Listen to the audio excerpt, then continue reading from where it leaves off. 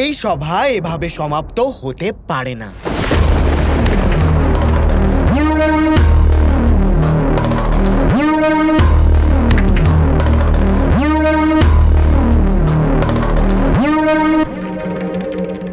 আমার মানহানি হয়েছে, তাই জন্য শ্রীকৃষ্ণকে হাত জড়ো করে আর হাঁটু মুড়ে আমার থেকে ক্ষমা চাইতে হবে।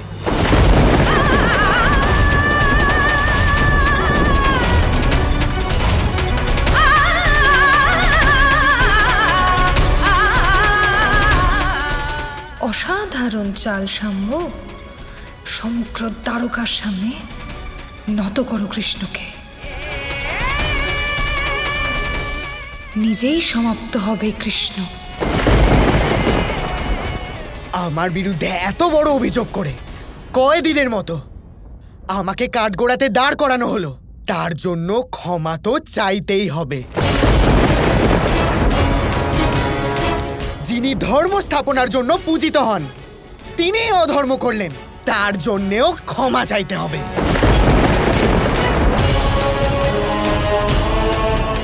নিজের বিবাহ সমারোহকে মাঝপথে থামিয়ে পরিবারের সদস্যদের বাঁচানোর জন্য গেলাম, আর আমার বিরুদ্ধেই অভিযোগ। সেই জন্যে তো ক্ষমা চাইতেই হবে। তুমি সীমা পার করছো শাম্ব।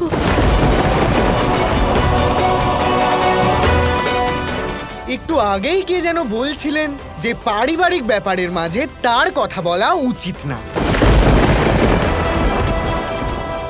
তাই না শ্রী রাধা? কানাই, যতই ও তোমার পুত্র হোক না কেন, কিন্তু ওর এই ঔদ্ধত্যের জন্য ওকে শাস্তি দেওয়ার জন্য আমার কোনো সাক্ষ্য প্রমাণের প্রয়োজন নেই। না দাদা, দেখতে গেলে আমরা কিছুই প্রমাণ করতে পারিনি। শাম্ব যে অপরাধী তা প্রমাণ করতে পারিনি। তার ফলে সবার এটাই মনে হতে পারে যে আমরা ওর ওপরে মিথ্যে দোষারোপ করেছি। আমার পুত্রের যখন এটাই ইচ্ছে, তখন তাই হোক। আমি হাত জোর করে নত জানু হয়ে শাম্বের কাছে ক্ষমা চাইতে প্রস্তুত রয়েছি।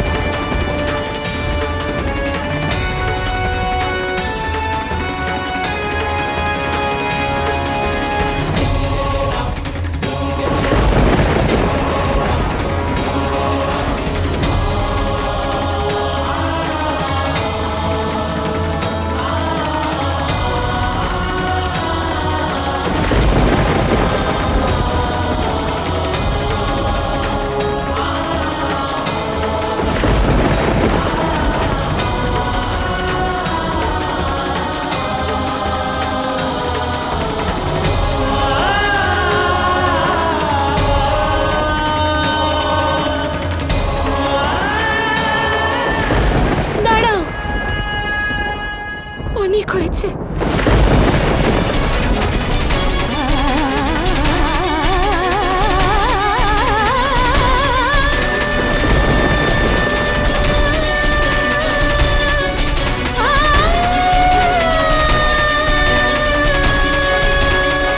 আমি এতক্ষণ কিছু বলিনি কারণ বিষয়টা পরিবারের ছিল শাম্ব, কিন্তু এখন বিষয় ন্যায় আর ধর্মের। প্রশ্ন ন্যায়ের, আর জয় হবে ন্যায় এবং সত্যের।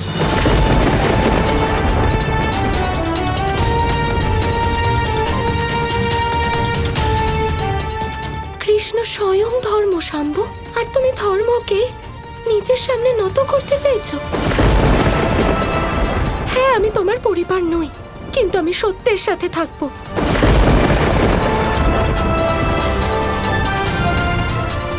তাতে যদি কারোর খারাপ লাগে, লাগুক, আমি ক্ষমা চেয়ে নেব। কিন্তু কৃষ্ণ অসত্যের সামনে নত হবে এটা হতে পারে না। বানাসুর নিজে বলেছিল শাম্ব ওর সাথে জড়িত। শাম্ব, এই ষড়যন্ত্র করে তুমি ঠিক করনি। শাম্ব নিজে কৃষ্ণের সব অস্ত্র ওকে দিয়েছিল, আর আমাকেও ষড়যন্ত্র করে ওখানে নিয়ে গিয়েছিল যাতে বানাসুরের সাথে কৃষ্ণের যুদ্ধ হতে পারে।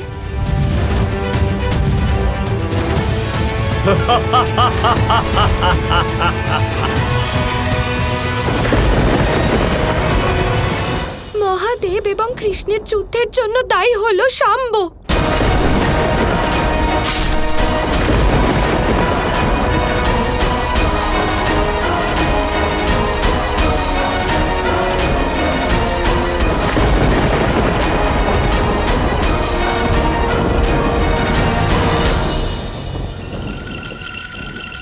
মা, আমি বলেছিলাম না আপনাকে, যা কিছু হচ্ছে সব এই রাধার কাজ। বাবা তো শুধুমাত্র একটা কাঠের পুতুল ওনার। তবু আমার একটাই অনুরোধ, যদি শাম্ব নিজের ভুল স্বীকার করে নেয় তাহলে ওকে ক্ষমা করে দেওয়া হোক। শাস্তি নয়, অনুশোচনার সুযোগ দেওয়া হোক।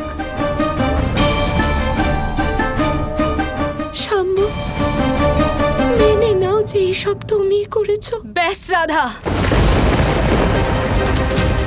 নিজের মিথ্যে তুমি নিজের কাছেই রাখো। কি প্রমাণ আছে তোমার কাছে যে তুমি সত্যি কথা বলছো? জাম্ববতী, আমি জানি তুমি ওর মা, আমার কথা বিশ্বাস করবে না, কিন্তু সন্তান যদি অন্যায় করে আর বাবা মা তাকে প্রশ্রয় দেন তাহলে সেটা উচিত নয়। আচ্ছা, আর তুমি কে হও যে আমাকে উপদেশ দিচ্ছ?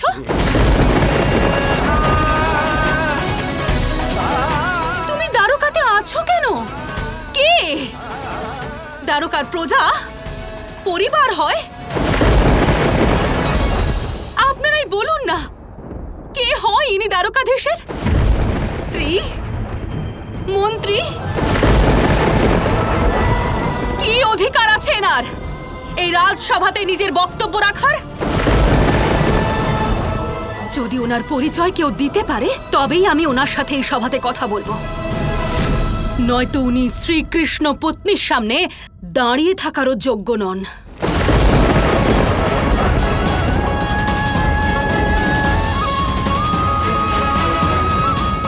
আমি জানি আমার পুত্র শাম্ব নির্দোষ, আর এই রাধা মিথ্যে কথা বলছে। কৃষ্ণকে না, স্বয়ং নিজের ষড়যন্ত্রকে বাঁচাচ্ছে। আমি এই সভাতে সবার কথা শুনবো, কিন্তু এই রাধার কথা না।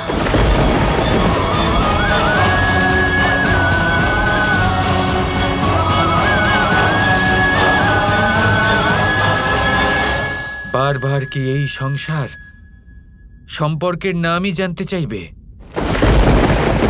কখনো কি এই অনুভূতি কি তা বুঝতে পারবে না? রাধা কৃষ্ণের প্রেম হলো প্রেমের পরিশুদ্ধ অনুভূতি।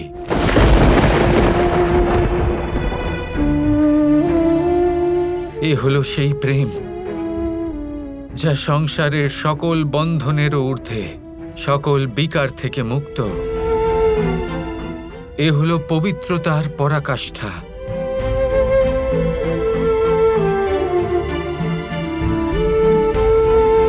এ হলো সেই প্রেম যা এই সংসারের সম্বল।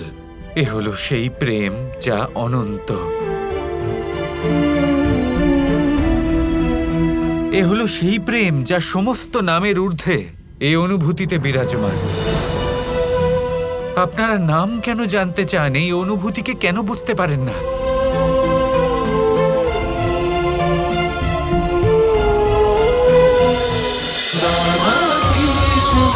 Krishna Krishna Krishna